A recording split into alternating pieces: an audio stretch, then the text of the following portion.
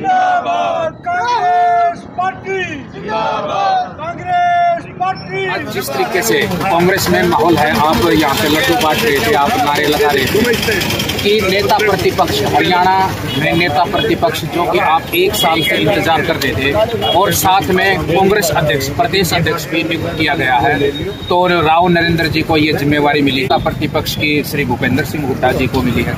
तो इसके बाद क्या माहौल है हरियाणा में, तो किस तरीके की खुशियां हैं, तो कितना मजबूती मिलेगी, थोड़ा सा बताइए।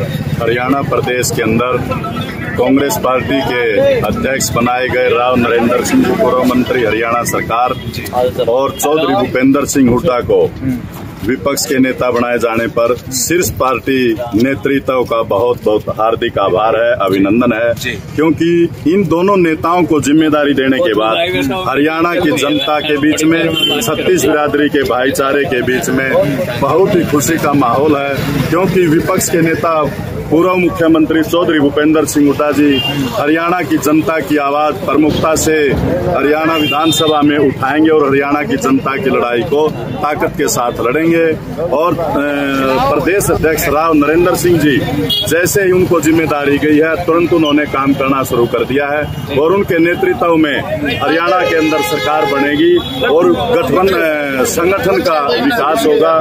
संगठन का विकास होगा तो जनता की समस्याओं को प्रमुखता से सरकार बढ़ाने पर दूर करने का काम करेगी। जी भाई साहब, दक्षिण हरियाणा में कहीं ना कहीं कांग्रेस के अंदर एक ये लगा लो कि थोड़ी सी कमजोरी रहती थी चुनाव के वक्त में, क्या अब राव नरेंद्र जी के बनने के बाद वो कमजोरी दूर हो जाएगी और वहाँ पे जो संगठन है वो मजबूत हो जाएगी? पहली बात तो पूर्ण रूप से कमजोर नहीं थी, थोड़ी बहुत कमजोर थी। उस कमी को राव नरेंद्र सिंह जी जल्दी ही बहुत दूर करने का काम करेंगे और पूरे हरियाणा के अंदर कांग्रेस पार्टी एकजुट थी, एकजुट है और एकजुट रहेगी और एकता के साथ हरियाणा के अंदर कांग्रेस पार्टी की सरकार बनाएगी और आम जनता की समस्याओं को दूर करने का काम करेगी। तो जींद में भाई साहब कार्यालय का कब तक आप उद्घाटन करेंगे? इसका अक्टूबर के महीने में कार्यालय पूर्ण रूप से चालू हो जाएगा और जल्दी ही माननीय प्रदेश अध्यक्ष और चौधरी भूपेंद्र सिंह हुड्डा जी के द्वारा यहाँ उद्घाटन करवाने। राष्ट्रीय अध्यक्ष खड़गे जी, राहुल गांधी जी, सोनिया गांधी जी, प्रियंका गांधी जी और केसी वेणुगोपाल जी, इन सब का मैं तहे दिल से धन्यवाद करता हूँ। और उन्होंने जो हमारे प्रदेश अध्यक्ष और हमारे छत्तीस बिरादरी के नेता चौधरी भूपेंद्र सिंह हुड्डा को और इनके साथ साथ मेरे को जिम्मेवारी सौंपी है, हम कंधे से कंधा मिलाकर पार्टी को सींचने का काम करेंगे और पार्टी के लिए दिन रात करके पार्टी को सींचने का काम करके और पार्टी को सत्ता तक पहुंचाने का काम करेंगे। जनता हमारे साथ है। जनता आज ये जो सत्ता में जो हमारे बीजेपी के नेता हैं उनको सबक सिखाने का काम जनता करेगी और कांग्रेस पार्टी के साथ बढ़िया बहुमत के साथ वोट देने का मन अपनी जनता बना चुकी है और इनको अपने मुंह दिखानी पड़ेंगी। जैसा कि जो इन्होंने जिम्मेवारियां उठी थी, जनहित के मुद्दे जो इन्होंने जिम्मेवारी उठी थी, उस जिम्मेवारी पर खरा न उतर के जनता को बरगलाने का काम कर रही हैं। इन मैं और मेरी पार्टी और जिस तरह हमारे अध्यक्ष जी, हरियाणा के अध्यक्ष जी, सभी कंधे से कंधा मिलाकर पब्लिक के बीच में जाएंगे और जो जनहित के मुद्दे हैं उनको उठाने का हम काम करेंगे और पार्टी को आगे बढ़ाने का काम करेंगे और पार्टी को सींचते हुए हम सत्ता की ओर अग्रसर लेके जाएंगे। अध्यक्ष जी, मेरा एक लास्ट सवाल। हाँ बोलो। जींद राजनीति का गढ़ है और यहाँ इस राजनीति के गढ़ में बहुत सारी पार्टियों की स्थापना भी हुई है, चाहे जेजेपी की हो या फिर कोई भी बड़ी रैली करनी हो तो जींद का में ही उसको रखा जाता है, क्योंकि बड़े बड़े नेता भी यहाँ पे हुए हैं, वित्त मंत्री है, मुख्यमंत्री है, चौधरी देवीलाल का भी गढ़ है। इतनी बड़े गढ़ में आप यहाँ पर जिलाध्यक्ष हैं, तो यहाँ पे आप कांग्रेस को किस प्रकार मजबूत करेंगे? करेंगे। युवा कांग्रेस हल्का प्रधान का भी यहाँ पे पद रिक्त है, उसको कब तक आप भरा जाएगा? अध्यक्ष बना दिए, कार्यकारिणी बना दी, लेकिन आधिकारिक घोषणा नहीं हुई है। हल्का प्रधान बनाओ, आधिकारिक घोषणा नहीं हुई है। वो घोषणा जल्द ही 1 हफ्ते के अंदर की कोशिश करेंगे।